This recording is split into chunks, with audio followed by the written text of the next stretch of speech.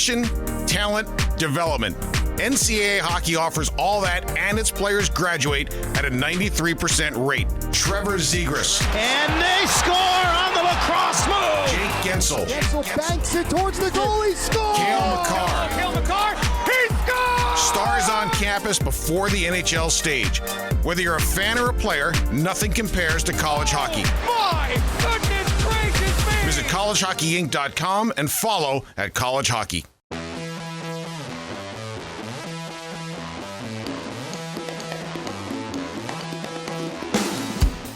Welcome back to College Hockey Today. I'm Jayson Hajdu with College Hockey Inc. He is Brad Schlossman of the Grand Forks Herald. He is not having the best of mornings, folks. The things I'll do to get my coffee, going through snowbanks that were not cleared out yet today. But hey, I got it. We're settled in now for a little bit. Talking, kind of an exciting time of year. I feel like we're in college. We kind of are starting to learn where everyone's at, where we kind of have an idea of where things are shaking out. And then we have these big tournaments in the background. We've got the World Juniors. We've got the Spengler Cup coming up. I think it's going to be a really fun winter break, especially for me, because the World Juniors are in Minneapolis, St. Paul. So this is the first time I've actually got to cover them in person since 21 years ago when it was in Grand Forks, North Dakota. And two guys named Alexander Ovechkin and Sidney Crosby played against each other for the very first time ever in Ralph Engelstad Arena in Grand Forks in the gold medal game. That World Juniors will be impossible to top just because the NHL was on lockout. So everybody played, and it led to the most insane rosters of all time. Not just everybody played, but everybody was there. Like yes. Front office folks. Obviously, there's scouts that go to the World Juniors. There's general managers, but I mean, everyone was there. It was pretty cool. Grand Forks was the center of the hockey world for that period of time. 21 years ago, man, that's hard to wrap my head around. Yeah, it's crazy that very few guys are still playing from that World Juniors. We got Crosby and Ovechkin still going, obviously. But yeah, I mean, the rosters were incredible. And then the unique part about this one, I feel, is that for college hockey people, never has Canada been a more interesting team to follow, because I don't know if anyone's done the research yet, but Canada released its roster this week. We're not used to seeing this many college guys on Canada's roster. No, 27 players total on their preliminary roster. 7 of them are current college players. 1 of them is a committed player. So there's a universe where 8 current or committed college players will represent Canada at World Juniors. I would think. We haven't done the research either. I would think that's the most ever. Yeah, I can't imagine. Usually we're talking about 0 to 2 on that. But this is obviously a result of the opening of the CHL.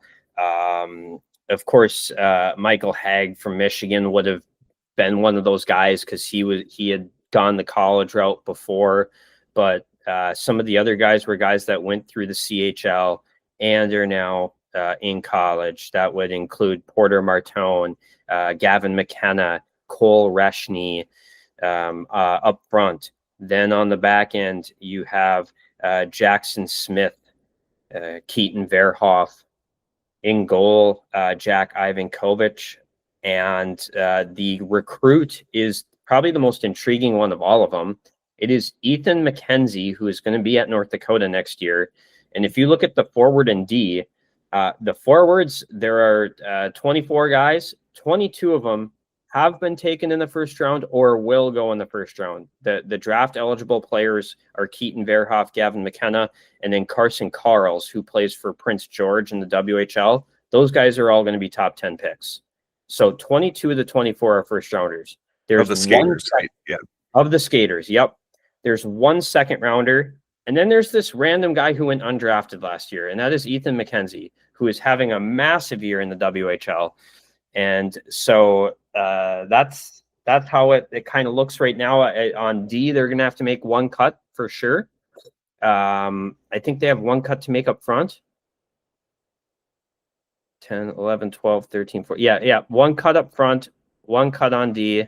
And then all the reporting indicates that Canada will actually only take 2 goaltenders to the World Juniors.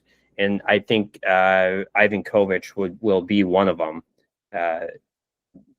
by all indications. He was great at the U18s last year. So that's kind of, I think, Jackson Smith and Keaton Verhoff are probably battling for one of those spots on the back end. Verhoff and Carson Karls are by far the 2 youngest players on this roster by a full 6 months. So, interesting roster for Team Canada, and I'm excited to follow them. I think I'm going to end up being stationed at Mariucci Arena to cover Canada, and we will have coverage of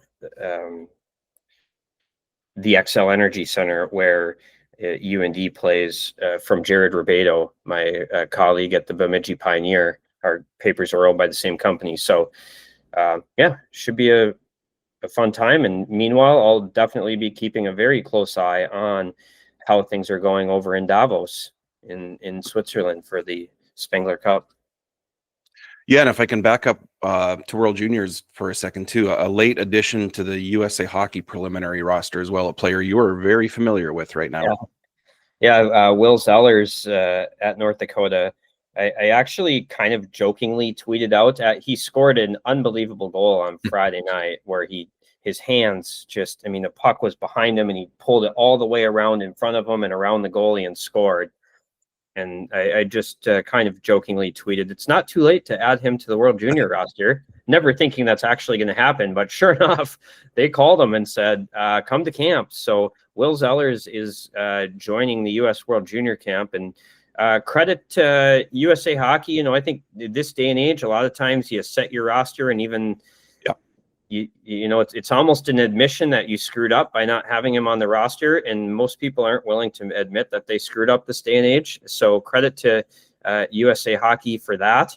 And I think I really think Hockey Canada taking a guy like Ethan McKenzie is a brilliant play, and they kind of went off the board there and left themselves open to this guy's a first round pick. Why do you not take him?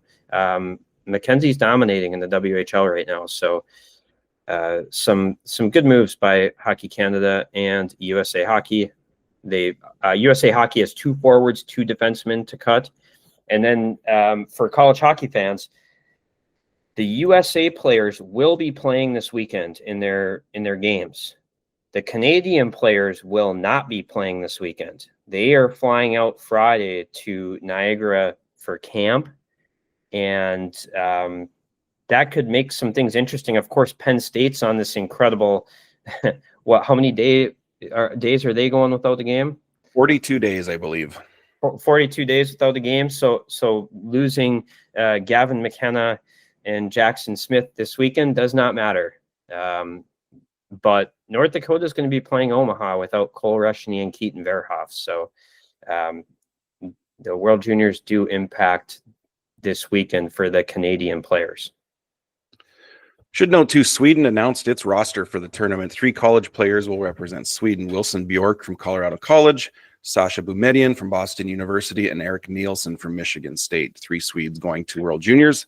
That's cool to see. Also cool to see Ty Murchison made his NHL debut Tuesday night. A 4-year player at Arizona State, played nearly 150 college hockey games. He was a senior last season and already an NHL player. Yeah, he was a really critical player to that team. Kind of an unheralded guy. As we chat here, I'm going to bring up how many shots he blocked last year. Ty Murchison blocked 98 shots last year for Arizona State. The next closest in the NCHC was 68.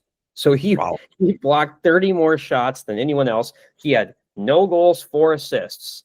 So it's not like he just had this big offensive production, but that shows how valuable he is in other ways, how much he battles. Great personality too. He was at NCHC Media Day last year, and I think we all had a lot of fun chatting with Ty Murchison.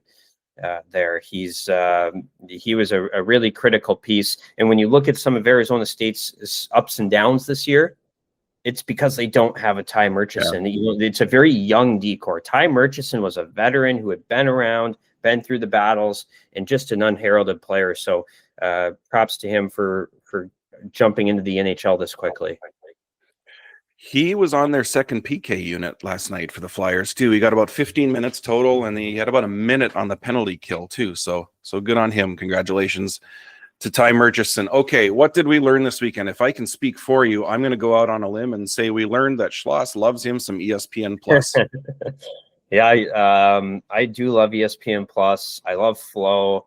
One of the things I'm always covering games. So you have this fortunate situation where you can kind of flip games and pick out games on Friday and Saturday and watch games live. I'm dialed into the game I'm covering. And so, but I do like to follow other games. So what I usually do is when Sunday hits and Monday and Tuesday, as I'm working, I pull up ESPN Plus, pull up Flow Hockey, and watch back other college games. And then you start getting texts blown up from me about watching whatever game I'm watching and whatever I'm seeing on there, because I, of course, need to rant to someone about something. So, yes, I do love watching those games, and credit to some of the local broadcasters. I think they do a great job covering their teams, and certainly I feel like I know the teams better because of the broadcasts and how they update us on the newsy items and what's going on with the teams, in addition to calling the game. So if you're ever bored at night and you have ESPN Plus or Flow, it's pretty awesome to go back and watch some games and see. ESPN Plus has ECAC Hockey East. Yep.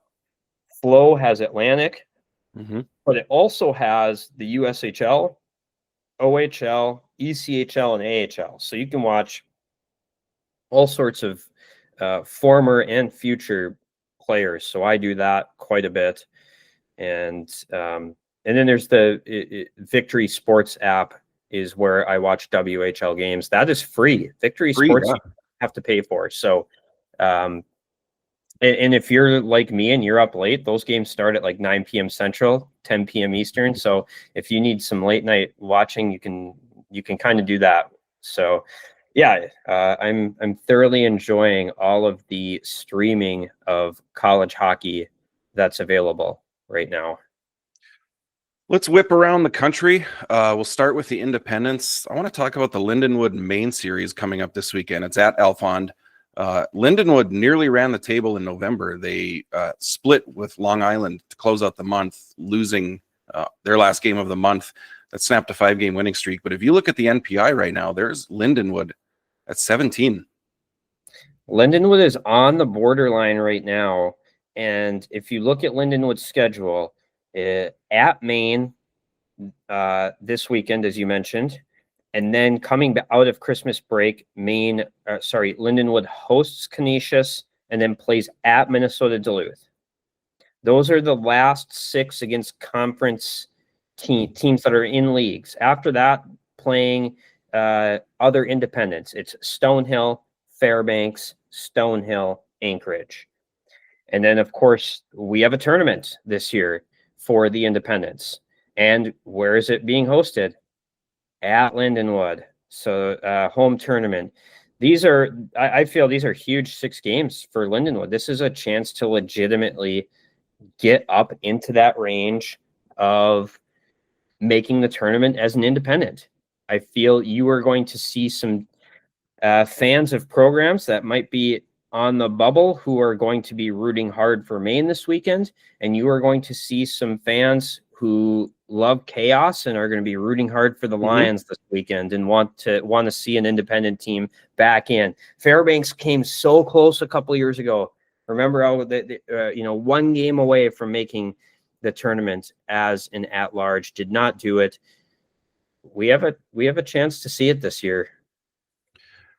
Not only are they running out of games against conference affiliated teams. They're running out of games, period. If you look at their schedule, they actually wrap up their regular season schedule mid-February, which is super early. And then they do have the United Collegiate Hockey Cup in early March, but otherwise they're going to wrap things up pretty early here. And they get a Maine team that was just swept in the border battle. Lindenwood can put the puck in the net. I think they're top 15 nationally in scoring offense. So I'm curious to see how this goes this weekend. Yeah, and if people are wondering how Maine got that high, that the win over Denver is a huge win. For Lindenwood, you mean? Yeah. Sorry, yes. I keep calling them Maine. Lindenwood also lost to Miami twice, but both those games went to overtime. So remember, those are closer to ties than losses. And then Lindenwood went on a bit of a run. So this is going to be something I think for fans to follow around the country, just because a lot of teams are wondering who's going to get in the tournament. And big series at Alphon this weekend. All right, Atlantic hockey. I think we're going to focus on Holy Cross this week. One loss in their last 11 games. That one loss was a 7-6 overtime loss at Quinnipiac. They currently sit atop Atlantic hockey. They're 1 point up on Bentley, which dropped its first Atlantic hockey loss over the weekend. A really good November from freshman goalie Danik Leroux. Up front, you've got guys like Jack Stockfish, Matt DeBoer having really strong seasons so far. The special teams haven't gotten going yet, which tells me Holy Cross isn't peaking necessarily performance-wise, but they're in good shape right now. Yeah, Holy Cross is on Christmas break right now. So the Crusaders a really good first half. And you know what's looming right around the corner in the second half? We've got Holy Cross Bentley. And right now it's looking like those are the teams that are kind of starting to separate at the top. Looking at, point percentages within the leagues because they've played different amounts of games. Right now, those are the top two teams pretty clearly. And that's a 2-game home-and-home series, January 2nd and 3rd. Jack Stockfish is going to be coming right off the plane to play those, I'm guessing. He's going to be playing in the Spengler Cup, and, he'll be getting back that weekend. And I'm guessing they're going to try to get him in because that's a huge weekend. Holy Cross is a pretty good decor as well. And I think that's really helped this team. A few players who have emerged offensively. They're going to be a tough out.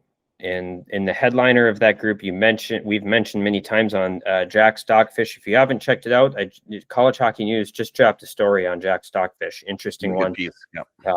NHL fans, that's going to be a name to follow. Teams are going to be trying to sign him at the end of the season. So, I really think Atlantic, we're shaping up between a really good race between Holy Cross and Bentley right now. That's the way the first half looks. Shout out to Chris Murphy for that piece on CHN. We'll put that in the episode notes when this goes live. While we're still in Atlantic hockey, I want to give a shout out to Derek Schooley, the head coach at Robert Morris, the only head coach Robert Morris has ever had. He picked up his 300th win last weekend. And a week or two ago, I can't remember which episode, I just want to follow up. We talked about Chris Hedden, the defenseman for Air Force, how good he is. And then it dropped this week. He just won his 3rd straight Atlantic Hockey Defenseman of the Week award and his 4th in the last 5 weeks. He good. He is very, very good. He scored 4 goals in his last 3 games. He is, I think what we mentioned is that he's going to be one of those rare 100-point defensemen in college hockey. We just don't see that very often anymore. He's at 90 career points, 31 career goals. So he is on the verge of getting there. He's a senior, so he's been great since he stepped on campus, and a big-time point producer. And, this year might be as good as any year he's had. The Michigan State series this past weekend kind of soaked up a lot of the Big Ten oxygen, and rightfully so. But if you look at the Big Ten standings, it's Wisconsin in first place. They're off to their best start in 20 years. Yeah, they're a pretty complete team. I think that's what stands out to me about them. You've been on them for several weeks now. Yeah, I had them top 5 in my preseason national rankings. So that one I got right this year. And that's why I voted them high. I didn't see many holes. The things I look for when you look for really good teams, they have some high-end offense. They have depth. They have guys that can play really hard in a physical brand. They have a really good decor, which is important. Ben Dexheimer's had a great year. He wasn't even on my list of kind of their top 3 at the start of the year, and he's emerged to have a outstanding year. Joe Polodichuk, Logan Hensler, or some of the other headliners on the back end. Luke Osborne, who is one of the really high-end players from the USHL last year. He stepped in and had no problem, which is no surprise. And then, I think one of the interesting storylines is, Eli Pulver kind of getting in and playing well in his really limited games. Daniel Hauser has been very good, the primary starter. So a lot to like about Wisconsin. And you mentioned to me, as much Michigan is dominating offensively this season. And if you look at goals per game, Michigan is 4.8, the NCAA leader. But Wisconsin's third nationally at 4.4. And did you say in Big Ten play, Wisconsin's actually averaging more goals per game than Michigan? Yeah, by almost a full goal in Big Ten games. Wow. Yeah, they can put in. They put up 16 goals, I believe, over the weekend against Notre Dame on the road. They're filling the net. They are. It's going to be a great race in the Big Ten. Wisconsin, as you said, right there. Michigan right now is in second place. Michigan State is in third. And then you have a fourth place tie between Minnesota and Penn State. So a good race there. Also, Notre Dame is now 0-8 in the Big Ten. Remember last year, there was an 0-8 team in the Big Ten. It turned out okay for them. That team went to the Frozen Four. So I'm not saying Notre Dame is going to the Frozen Four, but I am saying we never know. We might have to give a little pause on some teams after what we saw last year, because things were not going well for Penn State. Penn State in the second half got the goaltending. Notre Dame's got a pretty good goaltender in Nick Kemp, and the world is about to see him at the World Juniors, and I think he's going to be USA starter. So, we'll see how that second half plays out. Let's touch on that Michigan State series. Both teams won on the road. The Wolverines won 3-0 at Munn. Spartans won at Yost. Did we learn a whole lot from this series? We learned, obviously, both teams can win in a hostile environment. But did you unearth anything else from this series? I don't know. I thought it probably went the way I expected it to go. Kind of thought each team would probably take one. If there was anything, it's that we know Michigan's been scoring a lot of goals this year, and to go into a weekend and allow 2 goals, the third one was an empty net, so I'll kind of throw that off to the side. But to allow just 2 goals to a really good Michigan State team, I think that's probably something that was a little bit notable and eye-opening, that, hey, Michigan can play a low-scoring game. I feel some of these past Michigan teams, it was just run and gun, and it was going to be a 7-4 game, right? And they gave up a lot, and they have given up a lot in certain games this year. But overall, a better defensive team for this season. And Jack Ivankovich to get a 23-save shutout in the series opener.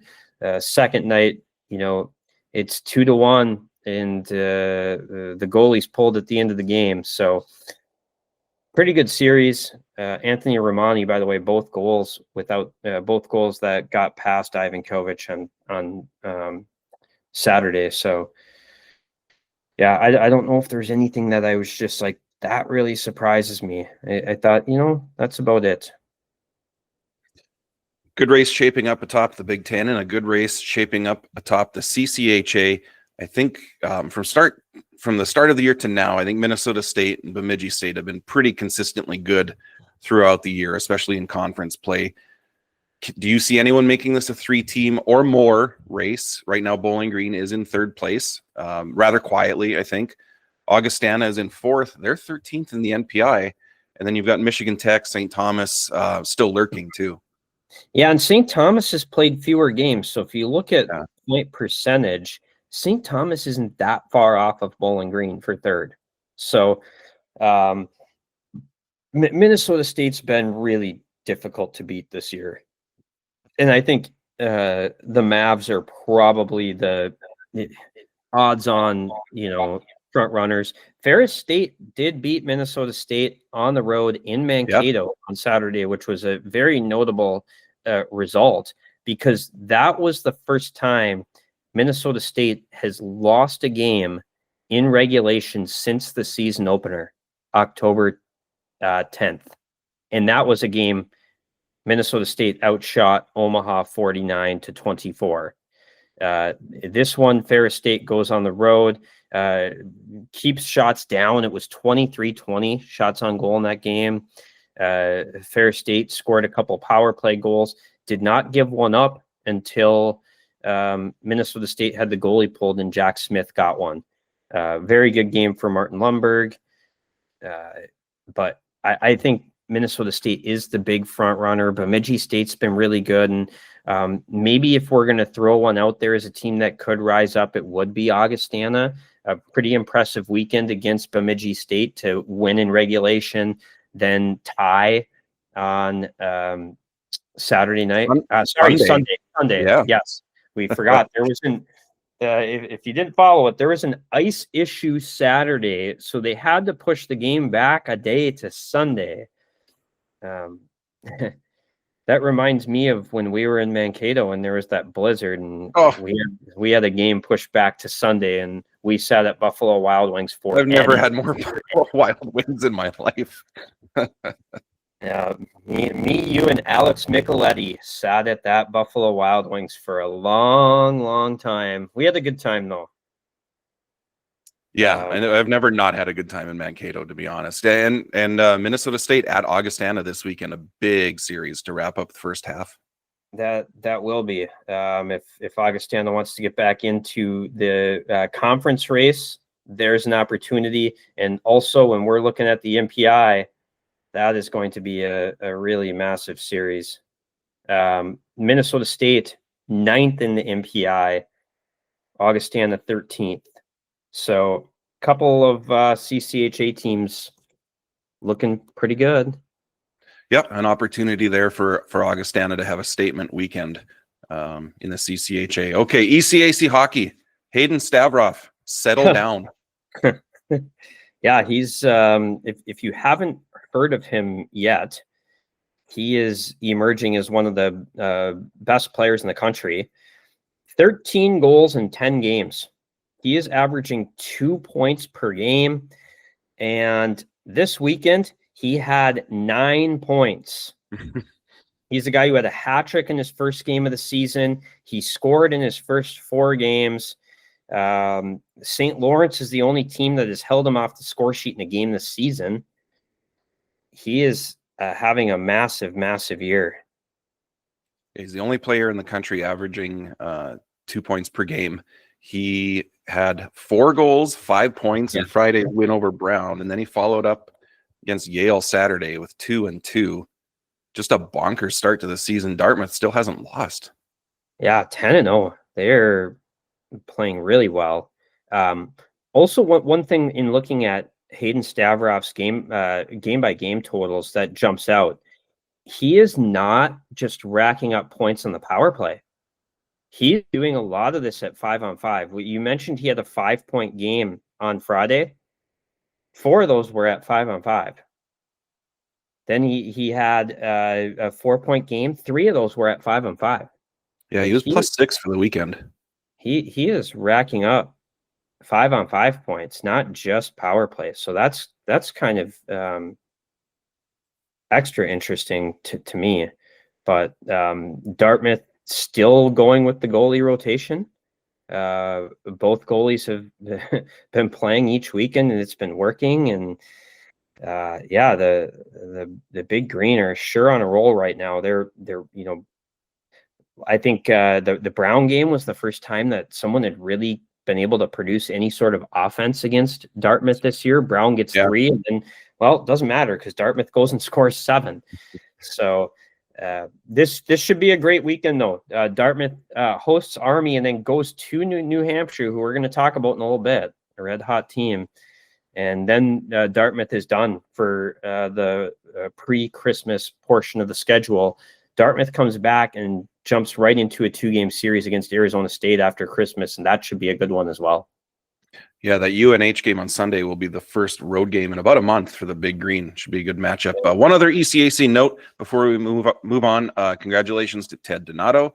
He became Harvard's all-time winningest coach over the weekend, surpassing Bill Cleary, win number 325 at his alma mater. Congratulations to Ted Donato. Okay, we touched on New Hampshire as we move to Hockey East here. They swept the border battle against Maine this weekend, a couple of 1-goal wins, both on the road. It's their first sweep at Alphon since 2008. And how long ago was 2008 in hockey years? James Van Riemsdyk was a freshman. Wow. He's played over 1,100 NHL games since then, so a massive sweep for New Hampshire. He's turned out pretty good. New Hampshire, 4 wins in a row overall. Going back to that Saturday night win at UConn. Then New Hampshire beat Bentley on the road. Then 2 road wins against Maine. Pretty good stretch on the road here. So UNH hosting Dartmouth this weekend, that should be a good one. But yeah, just being able to limit Maine's offense is what jumps out to me. Kyle Chevette, a great weekend for him. He ends up giving up a goals to Josh Nadeau and Brandon Holt, and that was it. A 1-0 shutout in the series opener. New Hampshire, pretty good job keeping shots down too. 21 shots for Maine on Friday only. New Hampshire wins only getting 14. Not too often are you going to get outshot 9-1 in the first and turn that game around, but that's what New Hampshire was able to do.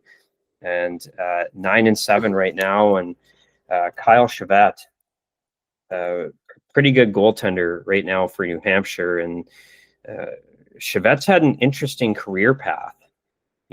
He was a guy who came out of the USHL and started played at Union for a few years. He ends up going to New Hampshire for his last year, and he's been pretty good for UNH. Speaking of Union, really impressive win. One of the games I was able to check in on was Saturday, Union Quinnipiac, and Union shut them down. 4-0 win. Really impressive performance. I watched the first period of that game, and I thought the same thing. Union looked really good. They were all over them there. Even when Union wasn't scoring, that's a really good Union team, and they eventually ended up breaking through in the second period. That I can't remember if we mentioned the season that Tyler Dunbar's having. I mean, he is 7 goals, 19 points in 17 games. He's a plus 14. He's a junior. He had 2 points in his first 2 seasons. So he is just exploded. And in that Quinnipiac game, it was a 4-0 game. He has 2 goals, 2 assists, 4 points. Just a really impressive weekend for Tyler Dunbar. He's hit the score sheet in 7 of his last 8. One other Hockey East note. Normally when I get a Viking-related text from you, it's usually about JJ McCarthy. However, 2 nights ago, I think it was 2 nights ago, I got a text about Viking Gustafsson Nyberg from UConn. Tell me why. Yeah. Tell us why. Well, I mean, he's I was watching a UConn game, and I pull up the stats when I watch that. He no goals, 5 assists. You kind of look at the point total, nothing that jumps off the page. Then you look at plus minus. He is a plus 17. The next closest on that team on UConn, Tabor Heaslip, is a plus 8. He is, I know plus minus. Some people, it's a flawed stat, sure, but when you are that much higher than everyone else on your team, there's something going on. And to go plus 17 in 17 games is absolutely incredible.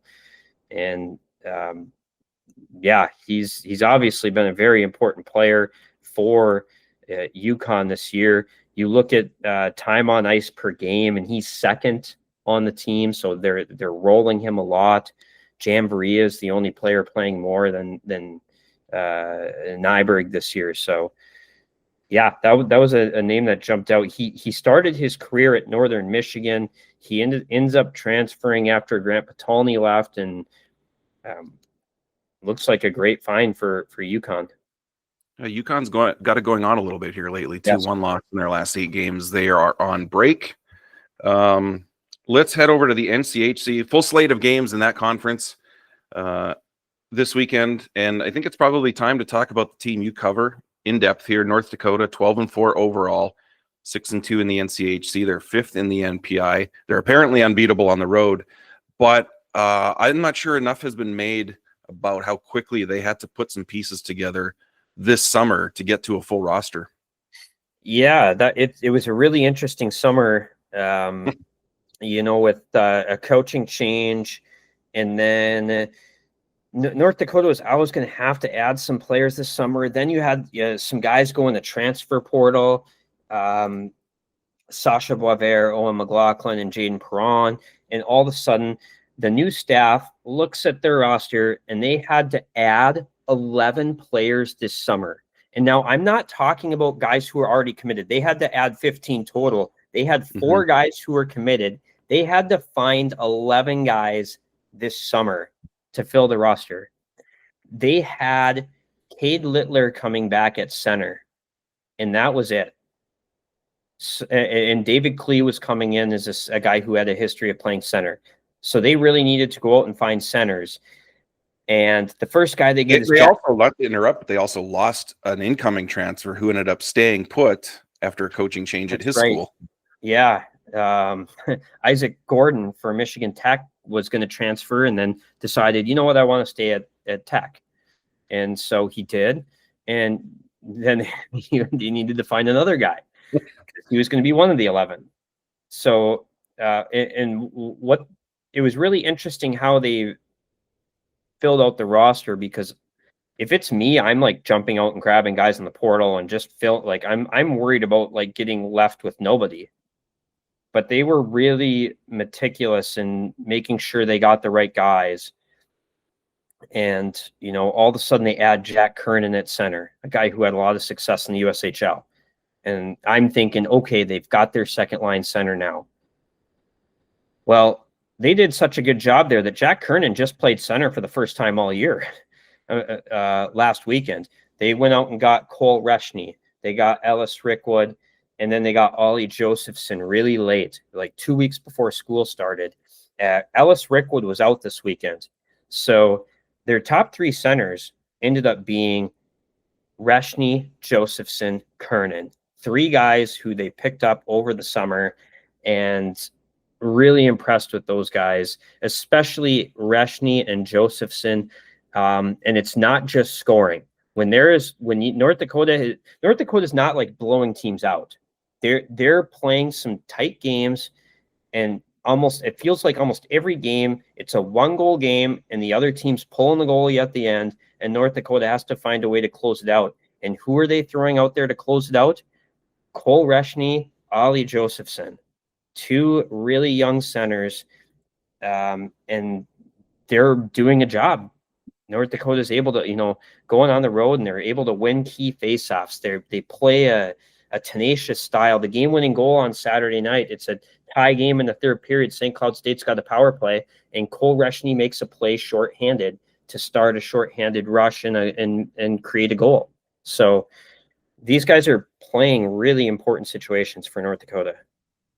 Yeah, they've been able to trust their freshmen, and one of those freshmen is between the pipes, where Jan Spunar has really grabbed hold of that job recently. Yeah, he is 8-0. He sent me into the archives this week to try to find the last 8-0 goalies that have started. Oh, shoot, I didn't see that. Was it Andy Kohler? Was he one of them? Nope. I forgot how many he had. You should text him. Double check. Matt Rinkew? He was close. Dang. Who you got? But Matt Rinkew had a loss to Wisco early that year. It was Jordan Parisi won his first 8 starts. Wow. And then the last guy to do it before that, Ed Belfour. Ed Belfour on his way to 30 wins. And both those guys lost their 9th game. So Jan Spunar, if he wins a game this weekend with UND's shorthanded lineup, I'm back to like 1968 right now in my research.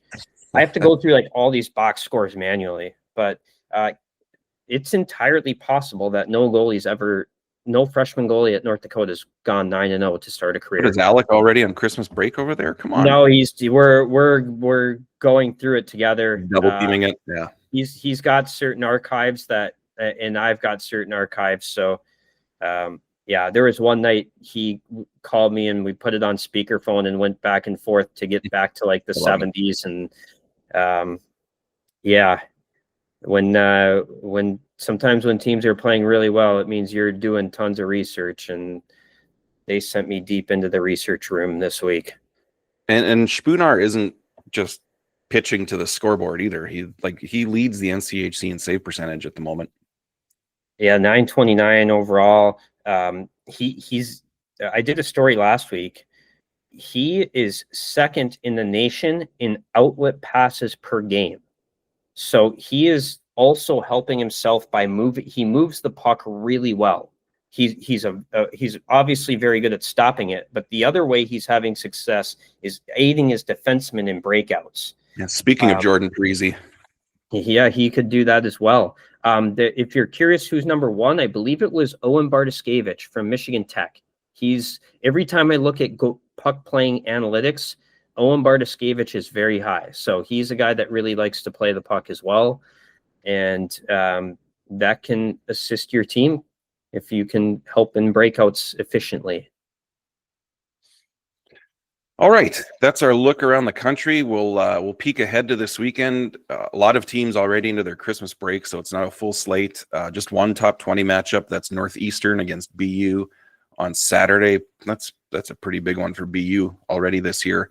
A lot of good matchups in the NCHC and in other leagues. We mentioned Minnesota State Augie. I'm kind of looking forward to Alaska at Union too, to see a really competitive Alaska team on the road at Union coming off that Quinnipiac win. That should be a really good one. I'm curious to see Colorado College at Miami, just another 2 teams that are kind of up and coming. Mm-hmm. And we'll see just where those teams can get to. We mentioned a couple of the other ones. I really think that Minnesota State Augie series is going to be good. Augie, we said, what are they? 13? 13 in the MPI. So Augustana, by the way, Minnesota State this weekend at home, Omaha at home the following weekend, and CC coming out of Christmas break. So if Augie is going to get into that range of making the tournament as an at-large, this is a massive 6 games for Augustana. And Augie gets these games all at home, where the Vikings have been pretty good.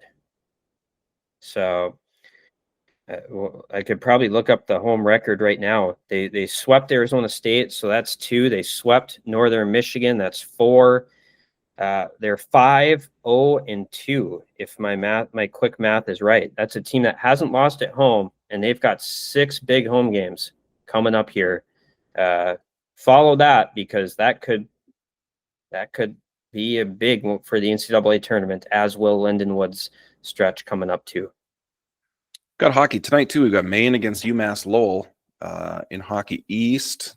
We're recording this Wednesday morning. Is there another game tonight?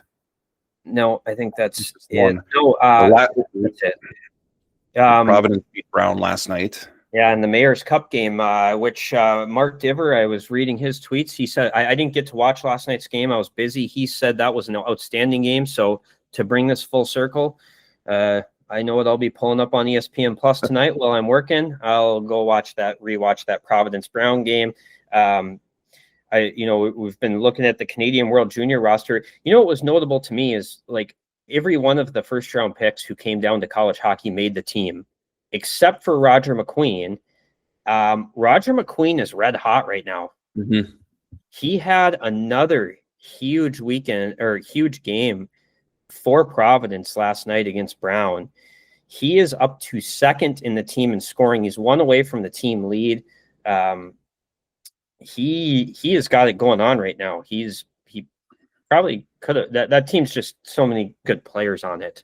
It's the tough choices, but Roger McQueen has really been good for Providence. Had the game winner on the power play last night, and he took the majority of their faceoffs too, or at least more than any other centerman on that team. So he's really emerging after a slow start. Before I let you go, North Dakota hosting Omaha this weekend. What are you working on? Well, I've been working on World Junior stuff here this week. With the roster announcements.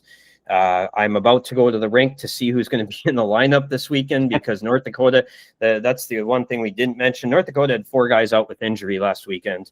Now you're adding in 2 guys who are going to be at Canada's World Junior Camp, and we could be seeing a fairly bare bones lineup. Wait till North Dakota plays Mercyhurst coming out of the break, and so they will also be without the U.S. World Juniors guys there, and they might want to expedite Jake Livanovich and Abram Wiebe coming home from Switzerland because there might be down to like 4 defensemen for that weekend. And that's their final non-conference weekend as well. And those are potential NPI killers with Mercyhurst. Does not have a win yet. Mercyhurst did get its first tie though. Recently against Robert Morris, but they are going to be coming in winless. North Dakota's got to win those games, and we have no idea what that lineup is going to look like because so many guys are going to be out. All right, Schloss, thanks for doing this. Thanks for trudging through the snow to get your coffee, to get you revved up for this.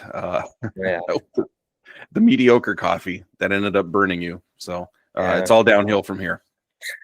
It happens. But yes, we'll look forward to watching the games this weekend. Let us know what you're watching, and we'll chat about the first half, I guess, essentially. There are a few games going on after this weekend, but not as many. Yeah, we'll be back next week one more time before Christmas. We will talk college hockey. We'll talk some more World Juniors, and I imagine we'll preview the Spengler Cup as well, too. So lots going on, even with a lighter college hockey schedule. Thank you all for joining us. Thank you to Chris and Kate for editing college hockey today and getting it out to all of you. Enjoy the hockey.